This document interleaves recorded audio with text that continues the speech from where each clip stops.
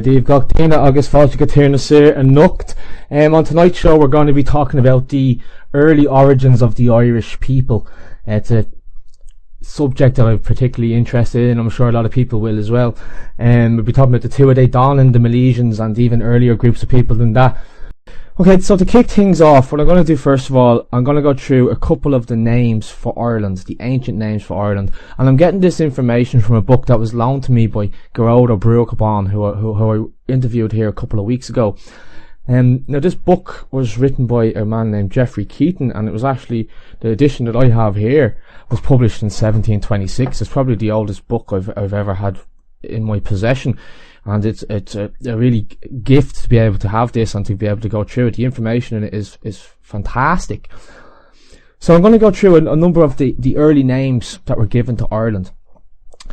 Now the first name for Ireland was Inish na Buifwydne, which means a woody isle. And according to this book, it was called this by a messenger that was sent to Ireland by the son of Pelus. It was also called Creach na Bhuidneach, which means the neighbouring country. Its third name was Inish Alga, which means the noble island. And this was the name given to Ireland even in the time of the Fir Bolgs, who we'll get to a little bit later. One of the ancient colonies of Ireland they were. The next name that we come to is Éire, and it's called this from the word aria, which comes from it was a name that used to be given to the country called Crete, which is interesting in itself, and it's also connected to Egypt, believe it or not. Yes, Ireland is connected to Egypt, and this is where the Gedalians came from, or the Milesians, who again we'll get to now in a little bit. It was also called Fodhla, Fodhla, and that was a name of a queen of Ireland, and that's where it was the wife of Macaque, who was one of the Tuatha De Danann. After that it was also called Banba, Banba, which was the name of another one of the wives of the last three kings of the Tuatha De Danann. The Tuatha De Danann, as we'll get to now in a little bit, they came from one place that was called Fáilias. One of the cities that they came from was called Fáilias, which is where the Lia Fáil came from, the Stone of Destiny. And because they brought the Stone of Destiny to Ireland, Ireland had the name Inish Fáil, which means the Island of Destiny. It's interesting as well to find, like, you have these ancient Greek writers, Plutarch, called Ireland Ogygia, which means an ancient isle, or the most ancient isle. Now you have to put that into context. What does it mean when the ancient Greeks are referring to Ireland as the most ancient isle, Ogygia? It's really interesting when you think of it like that. Then you have the waves of migrations of people that came to Ireland. And it's really interesting when you're looking at this stuff, because you've got historical accounts that can be verified to a certain degree, like genealogies and, you know, historical data. And then you have legends and stories. And these facts sort of get mixed together and blended until you're left with sort of a really fantastic idea of what this ancient island might have been like. But we can't just... Personally, I can't just accept the legendary accounts. Like, I can't believe, you know, that there was monsters living on the island and all of these things, because I haven't witnessed it with my own eyes. And what's interesting about this book, the one from 1726, written nearly 300 years ago, he considers these legendary stories, and I wouldn't say debunks them, but he critically analyzes them and gives, in my opinion, some much better accounts for explaining these things. So you have two basic periods in Irish history of the waves of migration. You have the people who came before the Great Flood, and then you have the people who arrived after the Great Flood. Now, for Christian writers like Geofrey Keating, who wrote this book, The General History of Ireland, because he was writing at a very Christianized time, he had to check the facts according to scripture. So in the Bible it says that, you know, the flood happened and everybody was wiped out except for the people on Noah's Ark. Geofrey Keating is of the opinion that, like, nobody survived the flood in Ireland, so therefore there couldn't have been anybody around to tell the tale of these people. But nonetheless, we have an account of this group of people that were called the Cesarians. Now, I think this is really interesting. Cesare was a granddaughter of Noah. So it goes straight back to the bloodline of Noah. And Cesare's father wasn't able to get onto the ark. Noah wouldn't let them onto the ark, so they had to come up with an alternative. And what Cesare decided to do was to construct a religious idol, and they'd call upon it for guidance. And they got this, I guess you could call it, a spark of divine inspiration. And they decided to build a boat. The best way to survive a flood is to build a boat. And they got a group of 50 women and 3 men. And the men were called Bith, Fintan and Ladra. And they sailed on the sea for 7 years. And when they arrived in Ireland, it was just 40 days before the Great Flood began. This was around the time of 2361 BC. And they landed at a place called Doon na Mark in Bantry Bay, down in Cork, which adds a lot of validity to the claims of local Cork people that the true and rightful capital of Ireland is actually the fine county of Cork. But each of the men who went on this excursion with the 50 women agreed to a just division of a quote the magnificent maidens, and that's a quote from the old texts. They divided out these magnificent maidens amongst themselves, so they had no less than 16 wives each. And Cesare, the protagonist, the female protagonist here, was the wife of Fintan McBocra. There's a really famous book of Irish history called the Lebor Gabhála Éren, and this is where a lot of the information I'm going to be talking about comes from. The Lebor Gabhála Éren means the Book of Invasions of Ireland. And in the book, there's a passage at section 26 that says, I am Fintan, the white son of Bocra. I shall not conceal it. After the flood, here I am, a noble great sage. And this is where it gets interesting. This is where the history mixes with the legend, because he's saying, after the flood, here I am, a noble great sage. Yet, we're supposed to believe that nobody survived this flood. But the legend goes that after the other 2 men who he came over with died for different reasons, Ladra and Bith both died within a short time of arriving here in the island. And one of the accounts says that Fintan, now finding himself with 50 women, decided to flee. It probably just too much trouble on his hands. So Fintan fled, and without giving you an explanation for this, it just says that he turned into a fish. He turned into a salmon, and in this form, as a salmon, he was able to survive in what the text says was an unbroken sleep at a place called the Hill of the Wave. And then he later changed into a hawk, and then finally became a man who would be known as Fintan the Wise, the White Ancient One, the noble great sage who would be an advisor to the people who was yet to come. So Fintan the Wise is a very interesting character in Irish mythology, a very ancient character. I guess you could say he's the oldest character in Irish mythology, and he was believed to be a storehouse of knowledge and wisdom of era. And it's said that he lived long enough to witness the adventures of the hero Fionn Mccool, and even the advent of Christianity in Ireland, which was in the 5th century. So that's, if you want to believe these claims, he lived for 3,000 years. Because Christianity came about 3,000 years after the first people arrived in Ireland, the Cesarians. So, aside from Fintan, there wasn't any survivors of the Cesarian people. But I guess Fintan was the guy who survived and lived to tell the story. The next group of people to arrive in Ireland were after the flood, and this is when the historical accounts start to become a lot more valid. The earliest people after the flood were known as the Partholónians. And I always thought that was a really Greek or Roman sounding name to it. And that's because, well, the Partholónians came from Greece. It was around the time Anno Mundi, which means the year of the world, 2520. And he came here with his wife and several children. It was under Partholón's rule that Ireland would first be divided into several provinces, which he gave to his children. He divided out among his children.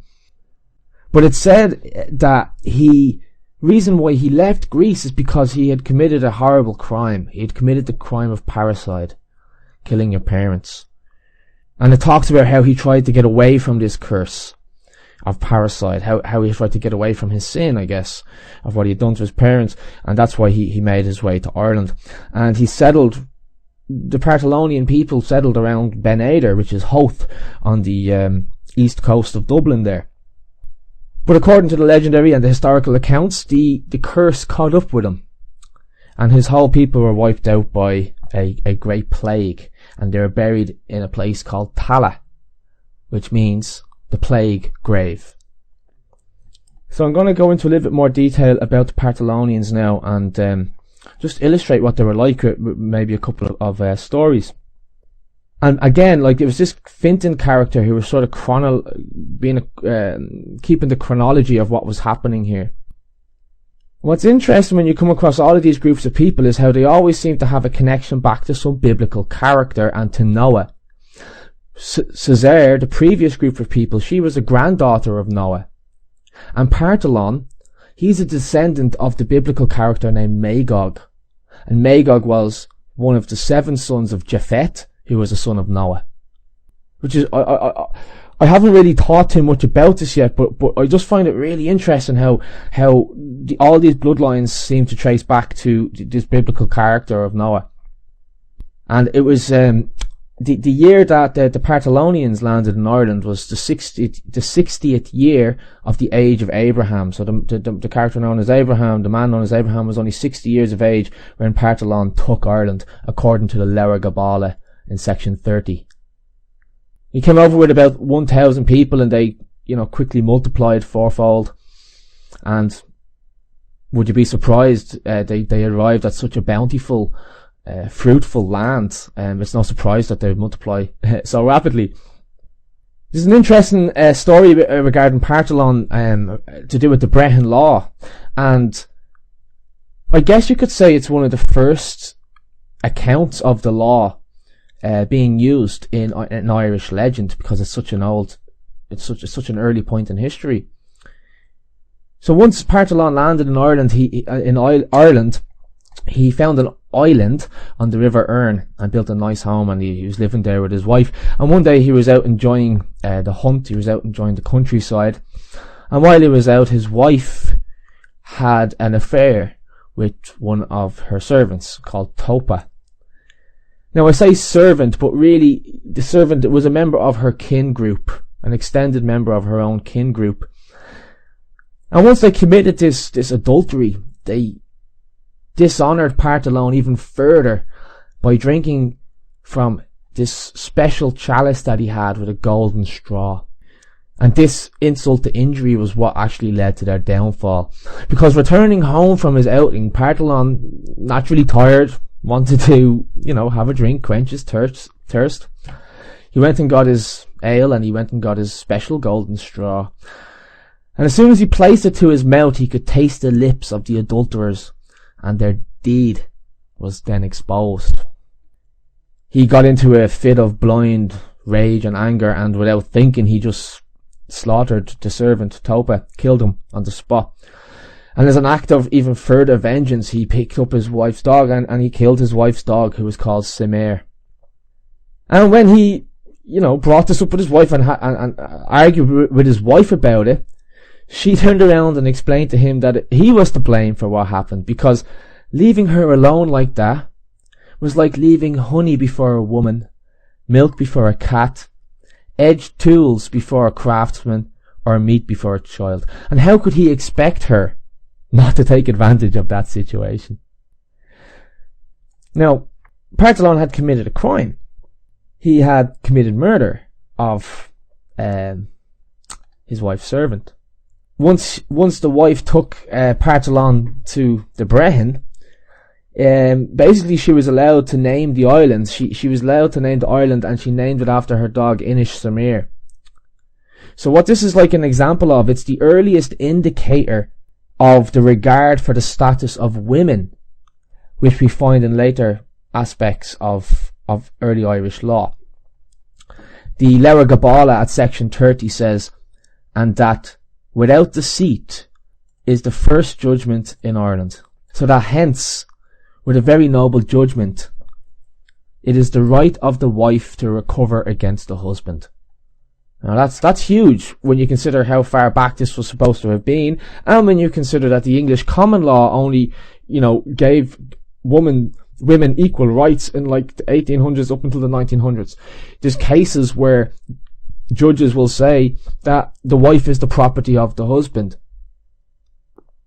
The first battle in Ireland also took place under the reign of Partholón, when his people encountered these ones who, they say they came from the sea, but there's actually mixed accounts about the origins and descriptions of these people. They were known as the Formorians. And some of them, like a guy called Brez and his father, King Elitha, are described as handsome and golden haired, and others are described as dark.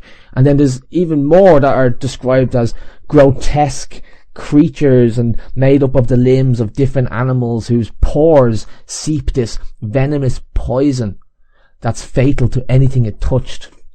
They're portrayed as this race of demonic demigods who terrorized Ireland's ancient people. And some people have compared them to the pantheon of Greek gods. You know what I mean? You've got the Greek gods, and they were fighting against the Titans, the evil ones. Whatever the case may be about this group of people, they survived on Ireland for a very long time, and some people even refer to them as the Aboriginals of Ireland. That even when the Cesarians were here, that the Formorians were floating about as well off the coast on the islands. And some people also say that they came from Africa. And the Formorians, it's also pronounced Formoric, and people think that might be in Morocco. But we don't know. It's speculation, and I want to point that out, that it is speculation, a lot of this. We have all this information. All we can do is put it together and use our rational thought, critical analysis, and try and come up with the most, try and make the most sense of it and the most rational explanation for these things. So the Partholónians were the first group of people who would actually feel the force of the Formorians. They had long years of pitched battle against them, and finally Partholón defeated the Formorian king, who's called Keating, and he was beaten at the Battle of Macaque. And everything seemed to be going well for the Partholónians, if it were not for the fact that, having only been on the island for 270 years, they would be struck with this plague I mentioned previously, and they would all be wiped out. And it's just like a flashback to that earlier tragedy which happened to the Cesarians. The entire population would be wiped out. And it was wiped out in just 1 week. That's how deadly this plague was. And just like Fintan before, the Partholónians would be survived by just one man. The last of his kind.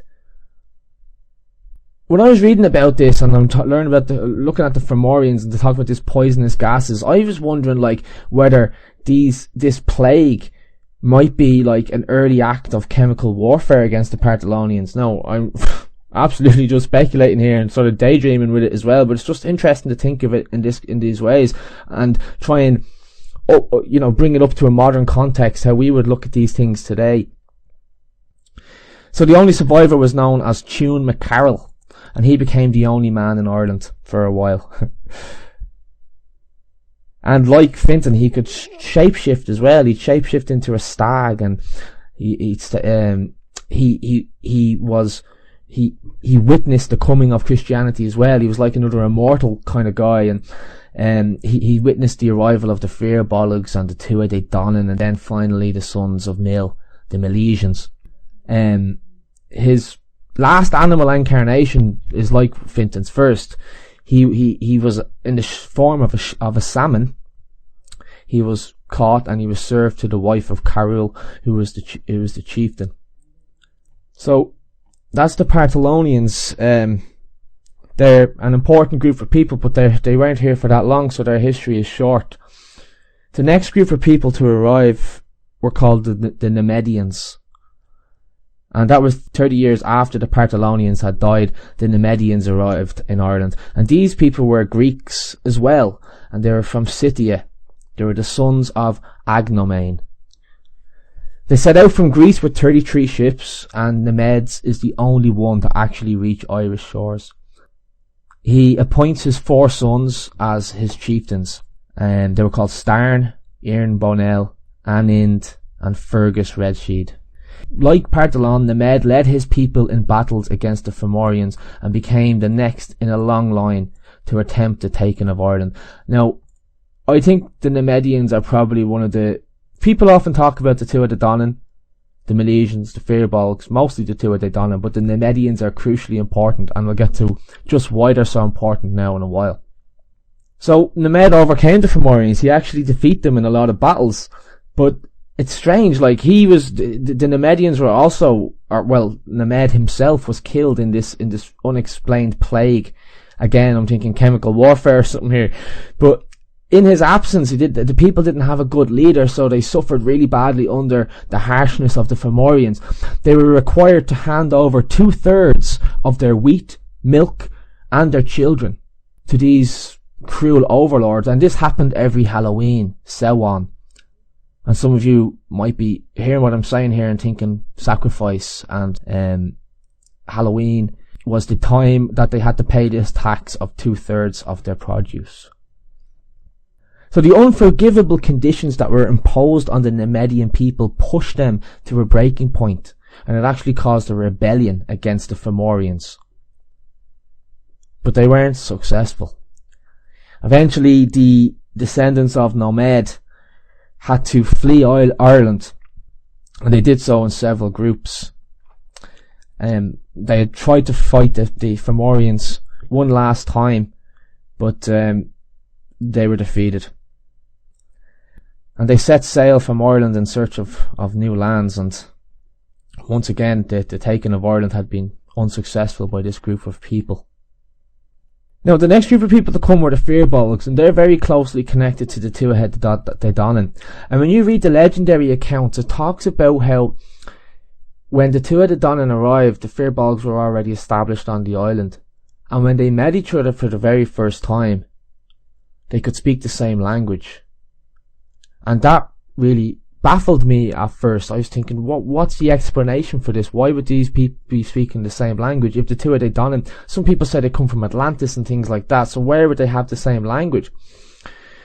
And in this book by Geofrey Keating, it gives a very rational explanation for that. See, once the descendants of Nemed fled Ireland, they settled in different parts of Greece. The Tuatha De Danann settled in North Greece, in Scythia, and the Fir Bolgs settled near Athens. Unfortunately for them, they didn't have a good time in Greece. They were basically slaves. As soon as they arrived, they were put into slavery again. When we talk about the Fir Bolgs, there's actually 3 groups of people involved here, but we just used the Fir Bolgs to refer to all of them. There were the Fir Domnann and the Gallion as well. So the Fir Domnann were the people translated to mean the men of earth, and the Fir Bolgs is translated as the men of the bags, and the Gallion is translated to mean the men of the javelins or the spears. And just to explain what all this means, why it's significant, the Fir Domnann were called the men of the earth because they were the ones who dug soil. They were basically digging up in the mountains to get topsoil to bring back down to Greece to have fertile land. So this was a slavery that they were doing. They were the ones who were digging. The Fir Bolgs were the ones who were carrying the soil in the sacks back down to Greece, back down to the lowland. And the Gallion were the ones who were protecting them with their spears. So in this state of slavery, they eventually just couldn't take it anymore, and they decided to go back to I guess, what they felt was their home. They wanted to go back to Ireland. So they set off in these three groups, the Fir Bolgs, the Fir Dowlands and the Gaelians. And they arrived in Ireland in the space of a week. They all arrived in Ireland. Under these group of people, they ruled Ireland for a period of 37 years, and they're considered to be the first group of people to have actually successfully taken Ireland as their own, for the fact that they ruled it for so long, and they'd established a proper government there. Under the Fear Bogs, there are a total of 9 kings, and each of them was a descendant of someone called Dela. A very important king of this time was called Yucad, son of Urk, and he would be the first Irish High King to die from a death wound inflicted in battle. And he'd also be the last of the High Kings of the Fir Bolgs. As I said, they only ruled for a short period of time, and then they were defeated and overthrown by the Tuatha De Danann. And I think this group of people in particular are the ones who stand out the most for people when they look back at ancient Irish history. The Tuatha De Danann, translated by some to mean the people of the goddess Danu, or the people of the god Danann. And you often hear things written about them like, the truth was not known beneath the sky of stars, whether they were of heaven or of earth. They're always spoken about in this sort of mystical way. And no matter if you're reading the historical accounts or the legendary accounts, it always says that they had perfected magic, necromancy. They were very powerful individuals. The legendary accounts say that they came to Ireland riding on a dark cloud on the first day of Bealtaine, the festival of the fires, which is May Day.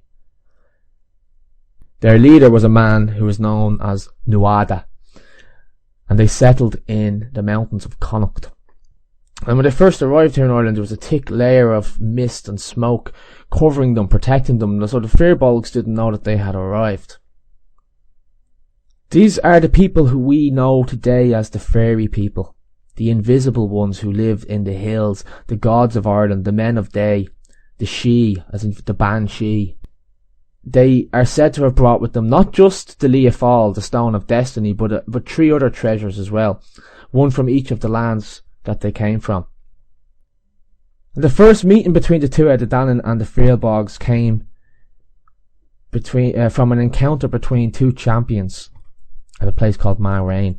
So once the Fir Bolgs had become aware that the Tuatha De Danann were there, they sent out a champion of theirs to go and meet them. And the Tuatha De Danann did the same. The Tuatha De Danann sent a guy called Bress, and the Fir Bolgs sent a man named Slane. And they approached each other with their spears firmly gripped and their shields held tight to their chests. Very slowly they walked towards each other, ready for battle. And Brez was the first to speak. And when Slane heard him speak, he realised it was Irish and he was speaking his own tongue. So he was less, on guard. They walked a bit closer to each other, and they started to ask questions about each other's race and each other's family. It sounds pretty profound. But the truth is, the reason why they could speak the same language is because they were both descendants from Nemed. Where the Fir Bolgs went to south of Greece near Athens, the Tuatha De Danann went to north of Greece, Scythia, as I said earlier. And while they were there, they learned the magical practices of the Greeks, but they became much better at them, at these practices, than the Greeks themselves. And there was a war going on between the Scythians and the Greeks, and the Tuatha De Danann were helping the Greeks fight in this war. And how they were helping them was, at the end of every battle, they would go to the fallen soldiers on the Greek side and they would chant spells and incantations over them, and they would bring these soldiers back from the dead. And the Scythians, they were going to be destroyed because they couldn't, their soldiers were dying every day as well, and they go back to the battlefield the next day and the same people that they killed yesterday are back fighting them again. So they went and they consulted a druid. And the druid said to them, and bear in mind, the book that I'm getting this information from is 300 years old, a lot older than the writing of Bram Stoker's Dracula. But he said to them that the only way to defeat them is if you drive a wooden stake through their heart, and if they don't rise up from the dead, then they are of the devil, and you will defeat them. But if they do rise from the dead, then they're of God, and there's nothing you can do to stop them. And that's out of Geofrey Keating's book. So that's how they started driving stakes of wood into the bodies of the dead men after they killed them, and that's how they began to stop the Tuatha De Danann's powers, their spells. And now, because of what they had done, the Tuatha De Danann feared that they were going to be, killed and tortured and really badly treated by the Scythians for what they had done. So this is when they decided to leave Greece. The Fir Bolgs left because they were in slavery and they were getting mistreated. The Tuatha De Danann left because they were afraid that they were going to be killed for using magic against the Scythians. And the Tuatha De Danann headed to Scandinavia. And when they met the Scandinavian people and the people of those lands, witnessed the sort of power that the Tuatha De Danann had, the power that they had to speak to spirits and the power that they had over nature. They marvelled at what they could do, and they asked them if they would stay and teach their children how to do what they could do too. So they gave them 4 cities or centres of learning. One of them was called Murius, one of them was called Phaelus, one of them was called Gorius, and the other one was called, I can't remember, it's gone out of my head, it'll come back to me. But basically these 4 cities were centres of learning that were given by the Scandinavians to the Tuatha De Danann to teach their children. And I don't know about the timeline here, but I'm wondering if this might have anything to do with the old Norse mythology and the runic alphabet that, was so inspirational to Hitler at a later point in history. As time went on, the Tuatha De Danann then left the Scandinavian countries. They left their 4 cities, and they took from each of these 4 cities an object, a sacred object. And before they arrived in Ireland, they actually went to Scotland first, and they lived in Scotland for 7 years. And then they finally arrived in Ireland, and when they got to the coast of Ireland, they set their ships on fire. And this setting the ships on fire, some people say, well, that's probably what the magical mist was. Who knows? See, this is what I'm saying. It's very difficult to look at this point in history with any certainty, because there's so much fantasy mixed with real historical data that it's we really need to be careful and precise about the information and be very critical about it, and be very critical and rational about this information. So the Tuatha De Danann and the Fir Bolgs had this meeting, and the Tuatha De Danann said, well, look, if you give us half of the island, you can have the rest of it in peace. And if you don't give us half the island, well, we're going to take it by battle. So Sreng went back to the Fir Bolgs, and he said it to his king, who was King Yucad. And having consulted his council and his learned elders, what will we do? How will we deal with these new invaders who want half the island? They came back with the conclusion, we will not give up half this country to these strangers, for if we do, they will soon take the whole thing. So battle was inevitable at this point, and the preparations began, and both sides agreed to delay the battle so that they could make spears and armour that was like that of the others. So basically, they had different weapons, they had different types of armour, different types of spears, and instead of just going to battle the next day, they allowed time for each of the sides to manufacture weapons and armour that was like that of the enemy. Could you imagine that happening today? Could you imagine, who's going to war? America, Syria, and they go, okay, we're going to go to war here, but we're going to let you have all the time you need to get the same amount of nukes we have and the same amount of tanks we have. And why would you do that? Why would you do that if you're going to battle? It doesn't seem right to us today, and I think the reason why it doesn't feel right is because we've drifted so far away from what is fair. That's why they were doing it. It's tactically unwise to let your enemy know what your capabilities are. Yet, in ancient Ireland, we see both sides willing to share their weaponry so that the battle might be more evenly matched. We see this really strange glimmer of fairness flickering through the darkness of a battle. And the idea holds that if one of those is going to be victorious, it's going to be because they were the best warriors, and they fought with the most passion and the most fury, and they rightly defeated the lesser opponent. And not because one side had bigger spears or tougher armour.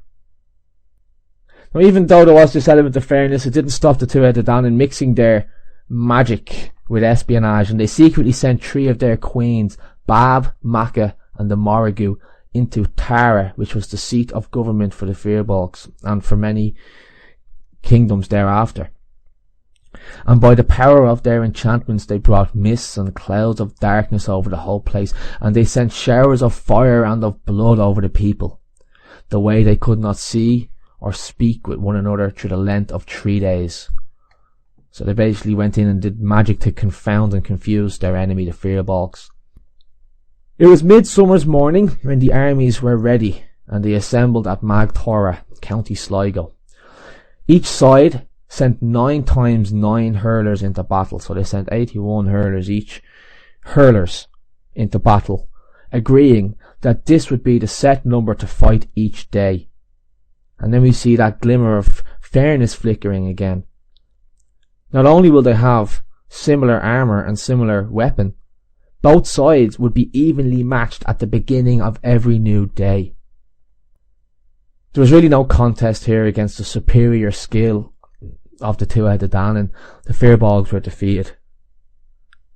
And during the battle, King Yuckid of the Fir Bolgs was overcome by this really terrible thirst from the enchantments and the spells that the Tuatha De Danann had been placing on him, and he couldn't find anywhere to quench his thirst, to find water. And while he was looking for this water, he was basically pursued, and he was slain by the enemy. And in this battle, King Nuada of the Tuatha De Danann, it wasn't just the Fir Bolgs did give a good fight, and they managed to sever the arm of Nuada. And there was this custom throughout ancient Ireland that a king could not have a blemish. If you had a spot or a mark or a bruise, or if you were missing an eye or a hand or an arm, you could not be king, because the king had to be the closest embodiment of perfection that you could have. So he didn't die, but according to these ancient laws, he could not be the king of the Tuatha De Danann. He was disqualified. And instead, the Tuatha De Danann appointed the champion known as Brez, who I mentioned earlier, as their new leader. What's interesting about Brez was that he is the son of one of the members of the Tuatha De Danann, and also the Formorian king Eletha. So he's half Formorian and half Tuatha De Danann. Once the battle was finished and the Fir Bolgs were defeated, the Tuatha De Danann, they were moved by the Fir Bolgs' spirit and their nobility and their valiance in battle, that they allowed the Fir Bolgs to have 1/4 of the island, and they chose Connacht. While all this was going on, you still had this other group of these strange characters, and they weren't pleased with the new change of government. I'm talking about the Formorians. And what they done was, because Brez, who was now king of the Tuatha De Danann, he was like related to them, they started to manipulate him and use him for their own benefit. He was weak, and he folded under the pressure of these Formorians, who was basically like their political puppet, and they used him to impose the harsh tax on the Tuatha De Danann again. It's like the tax that they placed on the Nemedians before. They had to give 2/3 of all their crops, all their cattle, and all their children to the Formorians. So Brez was a very bad ruler. He made his champions do work that they shouldn't have done, like carry firewood or build a rath. He didn't stand up to the Formorians. He didn't defend the Tuatha De Danann at all. After the battle, Nuada began the recovery process, and with the help of his physicians, he eventually got his arm restored, fixed, and it was made of silver. And again, I'm trying to put this into a modern context. Is this like biotechnology? Is this like, you lose a leg and they give you a new leg, like a robotic leg that you can walk around. It's just like an ancient idea of some sort of biotech. I have to ask the question, where does the history and the legend, where do they separate? Did Nuada exist? Was he a real man that existed? If he existed, did he actually lose his arm in battle? If he lost his arm in battle, did he actually have it restored through magic and science to have a silver arm? Well, it took 7 years for him to heal anyway, and now that he was unblemished, he reassumed his position as leader of the King of the Tuatha De Danann, and he ruled Ireland for a further 20 years until he would finally be beheaded in a battle by the Formorian king Balor of the Evil Eye. Notorious for his strength and described as a giant, this Balor of the Evil Eye, or of the mighty blows, is described to us as having one eye on the back of his head that caused destruction to all that came within its glare. He is said to have lived on Tory Island, which is off the northwest coast of Donegal. And to this day, the island's highest point is associated with Balor. It is called Four Mauryans, or the High Tower. And it's believed to be the location of the legendary Crystal Tower in which Balor imprisoned his daughter Ethylene upon hearing a prophecy that he would be killed by a grandson. Should point out at this stage that J.R. Tolkien got a lot of his inspiration from these sort of legends, the Norse and Celtic and Gaelic legends. And Balor of the Evil Eye, who lives in the High Tower, is a lot like the symbolism and a lot like the themes that you see in Lord of the Rings. So because there was this prophecy that Balor's daughter would have a child who would end up killing him, so he decided to lock her up in this tower, and there's still evidence of it's still referred to on Tory Island today as Four Mauryans. But what happened was, one of the members of the Tuatha De Danann, called Keating, using magic, he assumes the form of a woman, and he successfully enters Etheline's chamber, an encounter that would leave her pregnant with triplets, no less. And once Balor heard about this, he just threw the infants into the sea from the tower, but one of them is saved by this druidess of the Tuatha De Danann. And this baby will become a very important character in Irish history. This baby would be known as Lugh Lawfada, which means Lugh of the long arm. As an infant, he would be fostered by the Fir Bolgs queen Tailtu and the magical Manannán Mac Lir. As a man, he would approach the Tuatha De Danann seated at Tara, and he would claim to be the master of the arts, or the Ildánach. Having been sort of kicked off the throne and dispossessed of his title, Brez sort of fecked off to the Formorian side, and he started to get assistance from them and started to raise an army to attack the Tuatha De Danann. They were still under that harsh tax. But when Lugh, this strange Ildánach, this brilliant man, arrived at Tara, he had this energy with him, he had this fire in his belly, and he spurred them on to fight back. And they secretly began preparing for battle. They were determined to put an end to the tyranny of the Formorians.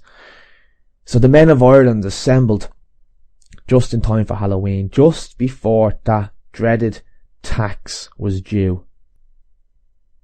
Could you imagine having to give up 2/3 of all your produce, your crops, your cattle, and most importantly your children? 2/3. So there was a mighty clash and a din as the battle began just on the eve of Halloween.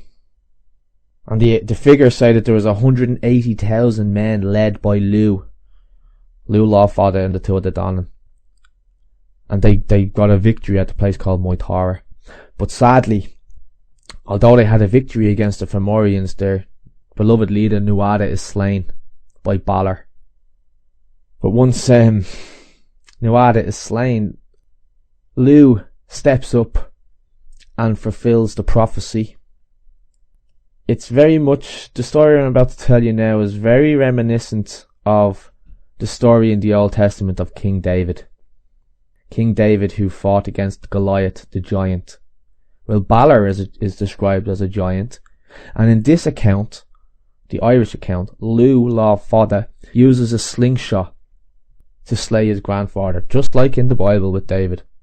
Except this story is a little bit different, because he hits Balor so hard with this stone that it knocks his evil eye out of the back of his head, and it lands facing the direction of the Formorians. And as I said earlier, anything that this eye looks at, anything that falls upon its gaze, is destroyed immediately. So the Formorians there was just havoc in the Formorian ranks. They were decimated by their own leader Balor because of this brilliant shot of Lugh lá Fada, the Ildánach, the master of the arts. Having been defeated in this way, the Formorians start to flee Ireland. But Lugh is having none of it. He gets another couple of characters called Ogma and the Dagda, and they go after the Formorians who had stolen this magical harp. The Tuatha De Danann are said to have ruled Ireland until around 1500 BC. There's no reason to think that these are not absolutely a real bunch of people, historically verifiable people. There's no reason to doubt that. All of our evidence, all of our text says that they were real people. But whether they had magical powers, you can't believe those things in the modern world. You can't say, oh yeah, they were magical in this modern world, but that's what the accounts say about them. After Lugh lá Fada, there would be 6 more kings, as Lugh was declared their king, having won such a glorious battle. There would be 6 more kings, and 3 of them were brothers who shared title by rotating it. So there were these 3 brothers, and these would be the last of the high kings of the Tuatha De Danann. They shared their reign, so they were all high king at the same time, but they just took 1 year on, 2 years off. They were called Mccool, Mcgraine and Macaque.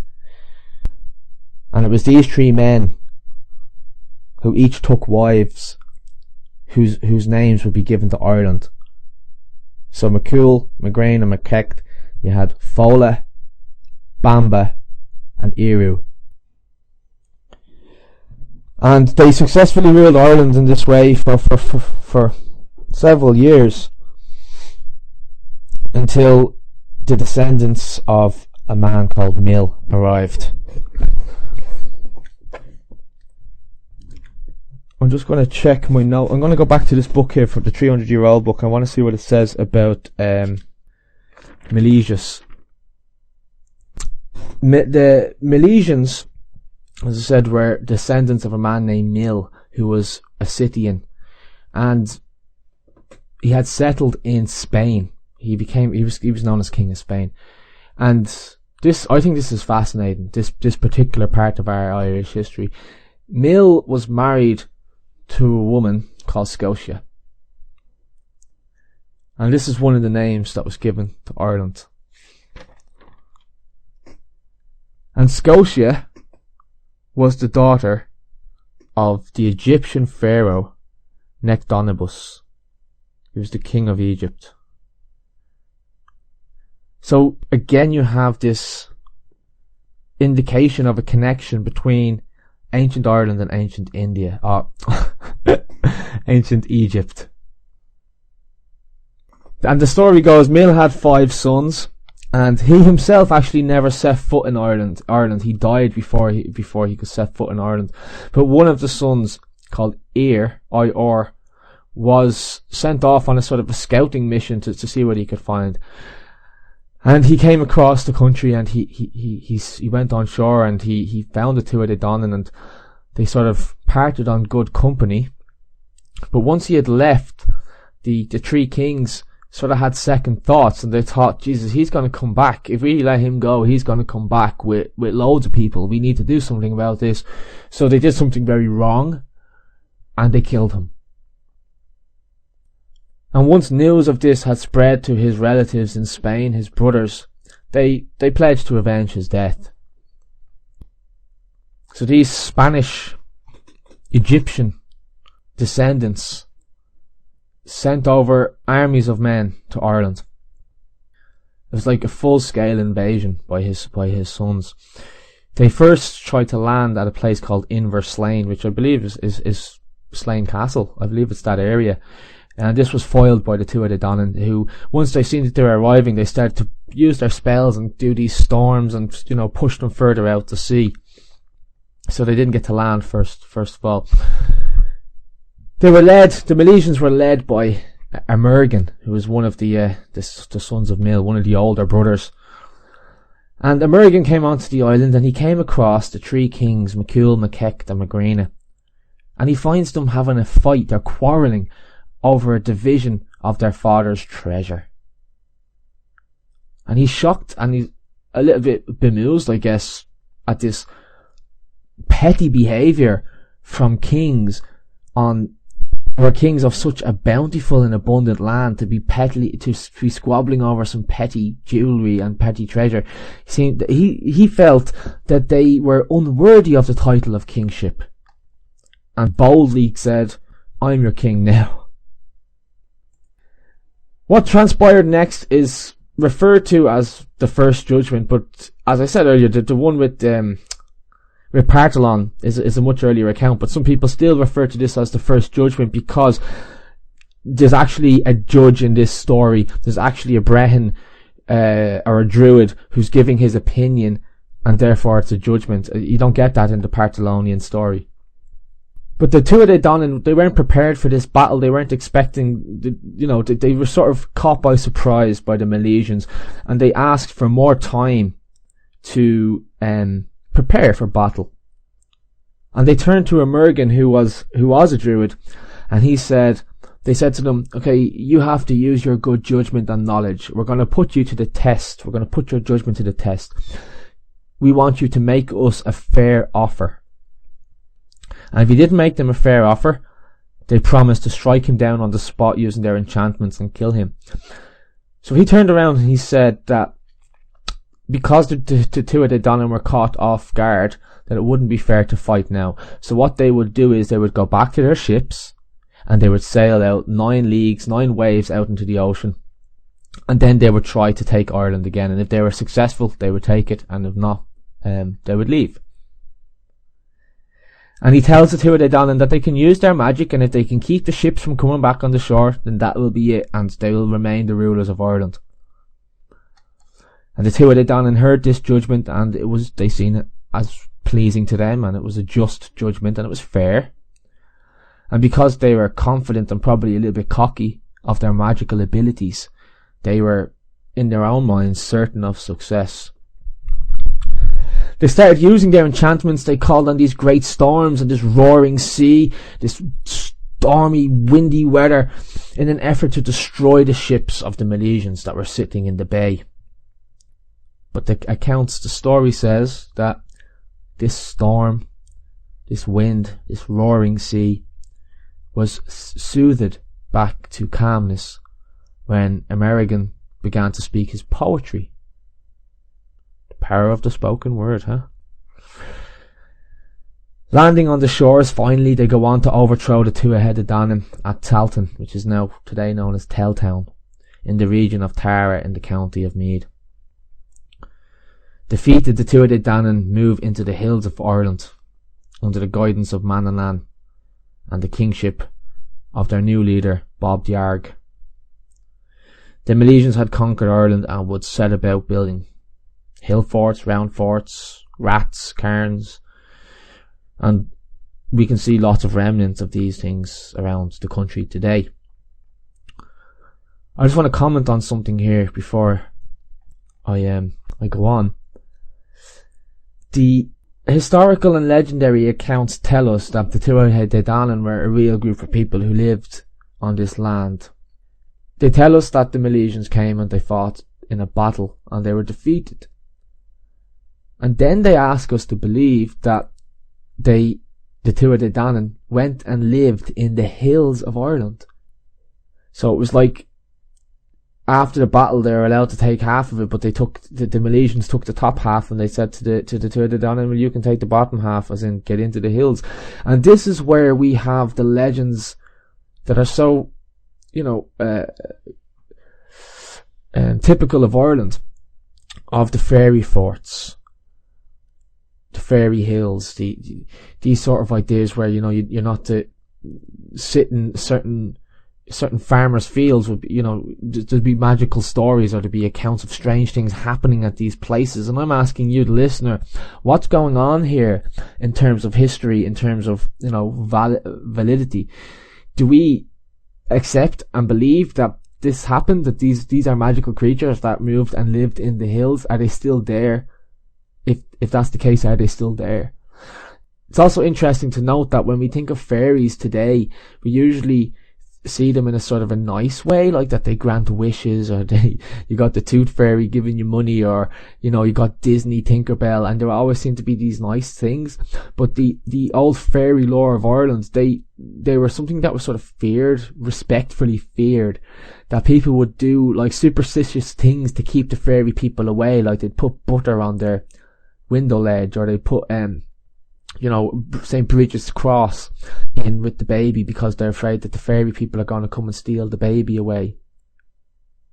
So you've that, like, even if it is just pure superstition, you have to still ask, where do these superstitions originate? What kicks it off? What gives it the initial seed that it becomes an idea that then flourishes and blossoms into a nation's, like, mythology? I'm not going to ask anybody to ever believe these sort of fantastic things. You know, we can only believe things that can be rationally tested by our own five senses or our own personal experience. Okay? But we still have to look at the information that's available to us, and this is what the information that's available to us says. There's not much else about it. And even in the book I mentioned, the 300-year-old book, Geofrey Keating, I do find the way he writes to be very rational and, you know, historical. But he also mentions them as being these mystical creatures. So who were the Tuatha De Danann? And if they were so powerful and great, then why and how did the Milesians, who were just ordinary men, according to the accounts, how did they defeat them? But the Milesians would be, as I said, the Spanish, the sons of Milesians. Mil, the King of Spain. And this is where the Irish people get, some of the Irish people have dark hair, darker skin, darker eyes. It comes from that genetic line, going back to Spain. And it's also why I would speculate, why the Irish people are so closely related genetically to the people of the Basque region of Spain. So there really is a huge ancient significance to Ireland. And I don't know why we didn't do this stuff in school. I find it so fascinating, so interesting. If you had this as a piece of foundation of your history, I think it would make you feel a lot more, I don't like to use the word pride, but a lot more protective and aware and, you know, of your culture, of where you came from. And as we know later, at a later point in Irish history, with the invasions, the Anglo-Norman invasions on the English plantations, and the propaganda that would have been put out at the time by, you know, academics or politicians and things like that about the Irish, they were always described as this, like, lower species, dirty, urchin people. And that before the colony happened, we were primitive and uncivilized. And what's also interesting as well is the period of time that we're talking about here is around the time that you know, Newgrange was built. Like, what the hell is Newgrange? Where did that come from? That's older than the pyramids, and you got Nout and Doubt, which are even older than that still. And how many documentaries have you seen about the pyramids of Egypt? Like, whether it was built by slaves, it was built by aliens, all this mad theories, right? But you never ever see documentaries of that scale done on Ireland or on Newgrange. And you have to really ask yourself why. And the history books that we would have been given in school will tell us and ask us to believe that at the time when those people were building these brilliant structures like Newgrange, they were hunter-gatherers. They were primitive hunter-gatherers. How the hell did they have the capacity and the knowledge to build these things, and why would they build them? So much of this has been taken away, so much of this knowledge has been taken away from us, and I believe in my heart of hearts that this has disempowered the Irish people to no end. And it's almost scary how rich and significant and telling the ancient history of Ireland is, and how even significant it is today. What I'm going to read now, just before I finish up, is an extract from the Lebor Gabhála Éren, and it's supposedly the words of the great white Fintan, the ancient sage, and it's basically telling the story that I've just told you now, but in verse. Ireland, whatever is asked of me, I know pleasantly, every taking that took her from the beginning of the tuneful world. Cesar came from the east, the woman was the daughter of Bith, with her 50 maidens, with her 3 men. Flood overtook Bith in his mountain, it is no secret, Ladra in Ard Ladrand, Cesar in her nook. But as for me, he buried me, the Son of God above the company. He snatched the flood from me, and above heavy Tultunde. I had a year under the flood, in strong Tultunde. I found nothing for my sustenance, and unbroken sleep were best. I was in Ireland here, my journey was everlasting, till Partholón reached her, from the east, from the lands of the Greeks. I was here in Ireland, and Ireland was desert, till the son of Agnomain reached Nemed, brilliant his fashion. The Fir Bolg and the Fir Galleon came, it was long ago, the Fir Danann came, they landed on a headland in the west. Thereafter the Tuadaan came, in their masses of fog, so that there was sustenance for me, though it was a long lifetime. The sons of Mil came from Spain, from the south, so that there was sustenance for me at their hands, though they were strong in battle. A long life fell to my lot, I shall not conceal it, till fate overtook me from the King of Heaven of Clouds. I am Fintan, the white son of Bochna, I shall not conceal it. After the great flood, here I am, the noble great sage. That's from the Lebor Gabhála Éren, the Book of Invasions, section 26. And where history went after that, well, the Milesians ruled for a very long time, and it was a descendant of a Milesian, Rory O'Connor, the last High King of Ireland, when the Anglo-Normans invaded. Which takes us on to a completely different section of Irish history that I'm not going to go into now. I did actually talk about it before in one of my other podcasts called The Demise of the Brehon Law. So if people are interested in hearing more of the story, you can check that out.